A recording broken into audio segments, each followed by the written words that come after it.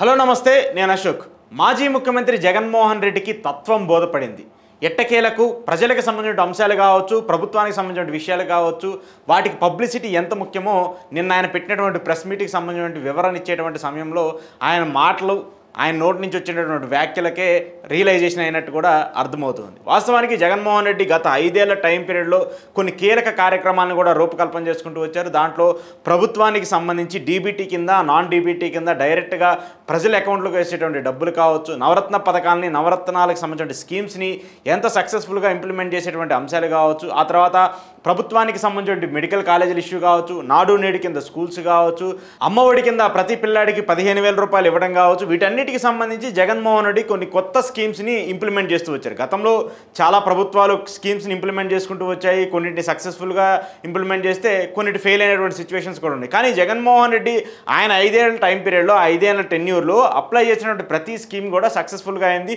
ప్రతి కుటుంబానికి కూడా ఆర్థికంగా ఎంతో కొంత లబ్ధి చేకూరినటువంటి పరిస్థితి ఖచ్చితంగా కనిపిస్తుంది. మెయిన్గా వైద్య, విద్య, రైతుకు సంబంధించిన 3 విభాగాలకు కూడా జగన్మోహన్ రెడ్డి పెద్దపీట వేసుకుంటూ వచ్చారు. రైతులకు సంబంధించి రైతు భరోసా కింద వాళ్ళకి పెట్టుబడి సాయం అందించడం కావచ్చు, లేదంటే వాళ్ళకి ఏదన్నా ఇబ్బంది కలిపితే, పంట నష్టం కలిపితే ప్రభుత్వం నుంచి రాయితీలు ఇచ్చి వాళ్ళకి సంబంధించిన సబ్సిడీలు ఇవ్వడం కావచ్చు, ఎరువులకు సంబంధించిన సబ్సిడీలు కావచ్చు, అలాగే ముఖ్యంగా విద్యకు సంబంధించి ప్రతి స్కూల్ పిల్లవాడికి ట్యాబులు ఇవ్వడం కావచ్చు, నాడు నేడు స్కిల్స్ కింద స్కూల్స్ బాగు చేయించి డిజిటల్ క్లాస్ రూమ్స్ ఏర్పాటు చేసి అక్కడే మంచి అంటే ప్రైవేట్ స్కూల్స్కి ధీటుగా మంచి ఇన్ఫ్రాస్ట్రక్చర్ని ఏర్పాటు చేసి గవర్నమెంట్ స్కూల్స్ని తీర్చిదిద్దడం కావచ్చు, అలాగే వైద్యానికి సంబంధించి, విద్యకు సంబంధించి ఏదైతే మెయిన్గా ఆయన తీసుకున్నటువంటి సెక్షన్స్ కావచ్చు, వీటన్నిటిని కూడా జగన్మోహన్ రెడ్డి చాలా అద్భుతంగా చేసుకుంటూ వచ్చారు. కరోనా టైం పీరియడ్లో కూడా కరోనాకి సంబంధించి ఎవరైనా సరే, అంటే దేశంలో ఉన్నటువంటి అన్ని రాష్ట్రాలకు సంబంధించి పోలిస్తే అప్పుడు కేంద్ర ప్రభుత్వం ఇచ్చినటువంటి ర్యాంకుల్లో కూడా ఆంధ్రప్రదేశ్ టాప్ ర్యాంకులో ఉన్నటువంటి సిచ్యువేషన్ కూడా మనం చూస్తూ ఉంటాం. మరి జగన్మోహన్ రెడ్డి ఇన్ని మంచి పనులు చేశారని చెప్పుకుంటూ ఉన్నారు కదా,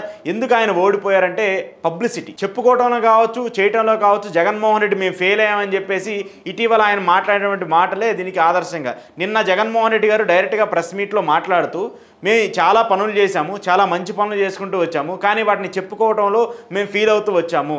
ఆ ఫెయిల్ అవుతూ వచ్చినటువంటి కారణాలకే ఈరోజు మేము 11 స్థానాలకు పరిపోవడం అంటారా, లేదంటే కనీసం ప్రతిపక్ష హోదా కూడా లేకపోయినటువంటి సిచ్యువేషన్ అంటారా, వీటన్నిటికి సంబంధించి నిన్న ఆయన మాట్లాడినటువంటి మాటల్లో ఆయనలో రియలైజేషన్ కనిపించేటువంటి పరిస్థితి కనిపిస్తుంది. ఇప్పటికి కూడా స్టిల్ మా వాళ్ళు మేము చేసినటువంటి పనులను చెప్పుకోలేకపోతున్నామంటూ కూడా ఆయన మాట్లాడుతూ వచ్చారు. నిన్న మెడికల్ కాలేజీలకు సంబంధించిన ప్రైవేటీకరణ అంశం ఏదైతే ఉందో, ఆ మెడికల్ కాలేజీల ప్రైవేటీకరణకు సంబంధించి ఏదైతే కొత్తగా ఏర్పాటు చేసినటువంటి జిల్లాలు, అంటే ప్రతి పార్లమెంట్ నియోజకవర్గాన్ని ఒక్కొక్క జిల్లాగా జగన్మోహన్ రెడ్డి ఏర్పాటు చేసుకుంటూ వచ్చినటువంటి నేపథ్యంలో ఆ ప్రతి పార్లమెంట్ జిల్లాలో ఒక మెడికల్ కాలేజీ, దాంతోపాటు దానికి అనుసంధానంగా ఒక ప్రభుత్వ ఆసుపత్రి, 2 కూడా ఉండే విధంగా ఆయన ప్లాన్ చేసుకుంటూ వచ్చారు.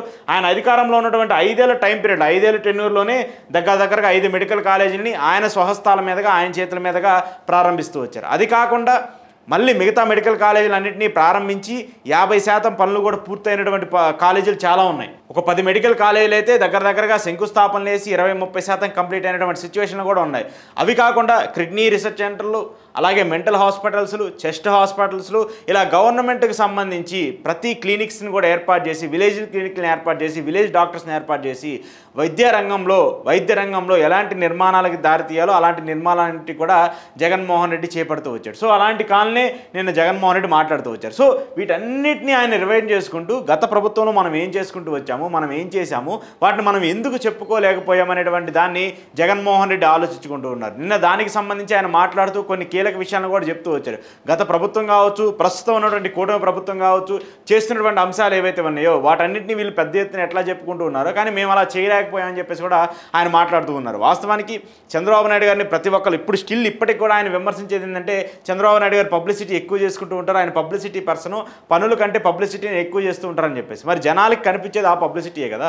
వాస్తవంగా జగన్మోహన్ రెడ్డి ఇన్ని మెడికల్ కాలేజీలు కట్టారని చెప్పేసి, ఇన్ని స్కూల్స్ బాగు చేయించారని చెప్పేసి, డీబీటీ కింద, నాన్ డీబీటీ కింద పథకాలు చేశారని చెప్పేసి మీరు చెప్పుకోలేకపోయారు. అందుకే మీరు ఫెయిల్ అయ్యారు. వాళ్ళు చెప్పుకున్నారు. మీరు చేసినటువంటి ప్రతి తప్పును కూడా ఎత్తి చూపడంలో టీడీపీ సక్సెస్ అయింది. అప్పుడు ఉన్నటువంటి కూటమి సక్సెస్ అవుతూ వచ్చింది. టీడీపీకి సంబంధించి మెయిన్ స్ట్రీమ్ మీడియా ఉంది, పేపర్లు ఉన్నాయి, డిజిటల్ మీడియా ఉంది, ఇన్ని మీడియాలు ఉన్నాయి. వాటన్నిటిని ఎదుర్కొని వాటన్నిటిని నిలబడాలంటే జగన్మోహన్ రెడ్డి ఒక్కడి వల్ల కాదు కదా. మెయిన్ లోకల్ పార్టీలకు సంబంధించిన ప్రతి వ్యక్తి వల్ల అవుతుంది, సోషల్ మీడియా పరంగా అవుతుంది. వైసీపీకి సంబంధించిన సోషల్ మీడియా ఎంత యాక్టివ్గా ఉండాలో కూడా మనం చూస్తున్నాం. కానీ ఇప్పటికి కూడా చంద్రబాబు నాయుడు గారు ఈ వయసులో కూడా చెప్పులు కుట్టే వాళ్ళ దగ్గరికి వెళ్తారు, వాళ్ళతో కాసేపు మాట్లాడతారు. ఏం జరుగుతుంది, వాళ్ళ జీవిత శైలి ఎలా ఉంటుంది, వాళ్ళకి ఎంత ఆదాయం వస్తుంది, దానికి సంబంధించి ప్రభుత్వం నుంచి ఏమైనా చేయాలా అనేటువంటి అంశాలను వాళ్ళతో మాట్లాడి తెలుసుకుంటారు. అది చేస్తారా లేదా అనేది పక్కన పెట్టేస్తే ఒక కామన్ వ్యక్తితో సీఎం ఇంటరాక్టివ్ అవుతున్నప్పుడు ఆ వ్యక్తికి సంబంధించిన అనుభూతిని ఎలా మీడియాలోకి తీసుకెళ్ళాలి, దాన్ని ఎలా సోషల్ మీడియాలో ప్రమోట్ చేయాలనేటువంటి అంశం కావచ్చు, వాటన్నిటినీ కూడా టీడీపీకి కొట్టిన పిండి లాంటిది. టీడీపీ అంత సక్సెస్ఫుల్గా పబ్లిసిటీ చేస్తుంది కాబట్టే ఇన్ని రోజులుగా, ఇన్ని సంవత్సరాలుగా, ఇన్ని 4 సార్లు ముఖ్యమంత్రి అయ్యారన్నా కూడా అదే కారణం. గతంలో మనం చూసుకుంటూ వచ్చాం కదా, ఎన్టీఆర్ గారికి సంబంధించి వెన్నుపోటు పొడిచారనో లేదంటే ఎన్టీఆర్ గారికి సంబంధించి ఆయన దగ్గర నుంచి పార్టీని లాక్కుంటారని చెప్పేసి పెద్దగా విమర్శలు వస్తున్న నేపథ్యంలో కూడా అప్పుడు మీడియా ఎంత పెద్ద ఎత్తున చంద్రబాబు నాయుడు గారికి మేజర్ రోల్ ప్లే చేస్తూ వచ్చింది. మీడియా పత్రికలు కావచ్చు ఎంత పెద్ద ఎత్తున ఆయనకి సపోర్ట్ చేస్తూ వచ్చాయి. వాటన్నిటినీ ఎంత చాకచక్యంగా వాటన్నిటినీ కూడా ఆయన ఒక గుప్పిట్లో పెట్టుకుంటూ నడుపుకుంటూ వచ్చారు. అదే కదా ఆయనకి సంబంధించిన సక్సెస్ ఫార్ములా. జగన్మోహన్ రెడ్డి గారు ఇప్పుడు దాని మీద రియలైజ్ అవుతూ వచ్చారు. దానికి సంబంధించి ఇప్పుడు ఆయన అదే మాట్లాడుతూ వచ్చారు. మాకు చేత కాలేదు చెప్పుకోవడము, చేసినా కూడా చెప్పుకోలేని పరిస్థితికి వచ్చామని చెప్పేసేటువంటి అంశాలను ఆయన మాట్లాడుకున్నారు. దానికి సంబంధించి నిన్న ఆయన ప్రెస్ మీట్లోనే కొన్ని ఇంపార్టెంట్ పాయింట్స్ కూడా ఆయన చెప్తూ వచ్చారు. ఇక నుంచి నేను జనాల్లోకి వస్తాను, ఏ కార్యక్రమం చేపట్టినా కూడా దానికి సంబంధించి నేను కూడా ముందుంటాను, నేను కూడా పోరాడతానని చెప్పారు. అలాగే మెడికల్ కాలేజ్ సంబంధించి ఒక ధర్నాలు చేయండి, ప్రతి నియోజకవర్గంలో ప్రతి ప్రాంతంలో వైసీపీ తరఫున పోరాటాలు చేయండి, ఇవి మనం చేసినటువంటి కార్యక్రమము, ఇది మనం ఏర్పాటు చేసినటువంటి మెడికల్ కాలేజీలు, సో వాటి కోసం మనమే పోరాడాలంటూ కూడా ఆయన మాట్లాడుతూ వచ్చారు. నేను కూడా మీతో పాటు కలిసి ముందుకు వస్తానని చెప్పారు. నేను కూడా మీరు ఎక్కడైతే ధర్నాలు చేస్తానో కొన్ని ప్రాంతాల్లో నేను కూడా మీతో పాటు గలం పడతానని చెప్పేసి చెప్తూ వచ్చారు. సో అలాంటి అంశాన్ని కూడా జగన్మోహన్ రెడ్డి గారికి ఓడిపోయిన తర్వాత తత్వం బోధపడుతూ వచ్చింది. అలాగే గతంలో పార్టీకి సంబంధించిన కొన్ని నిర్మాణాలు ఆయన సక్సెస్ఫుల్గా చేయాలని చెప్పేసి అనుకున్నప్పటికీ కూడా అవి ఫెయిల్ అయినటువంటి సిచ్యువేషన్స్ కావచ్చు. ఐపాక్ సంబంధించిన స్ట్రాటజీ టీములు అంటారు, అవి వేరే విషయం.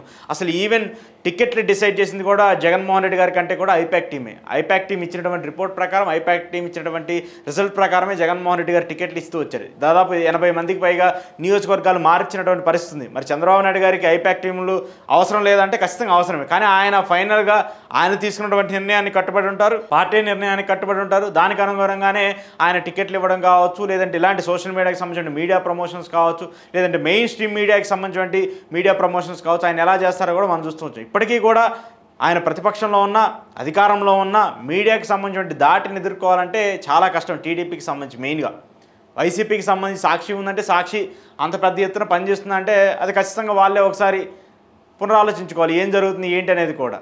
కానీ టీడీపీకి సంబంధించిన మీడియా కావచ్చు, పత్రికలు కావచ్చు, ఛానల్స్ కావచ్చు, జగన్మోహన్ రెడ్డిని ఎంత డిమోరలైజ్ చేసి ఎంత తొక్కు పెట్టడానికి వాళ్ళు ప్రయత్నిస్తారు, ఎంత పని చేస్తారని చెప్పేసి ఇటువంటి అంశానికి సంబంధించి నిన్న ఆయన నోటి నుంచి వచ్చినటువంటి మాటలే ఉదాహరణ. సో వీటన్నిటికి సంబంధించి జగన్మోహన్ రెడ్డి రియలైజ్ అవుతూ వచ్చారు.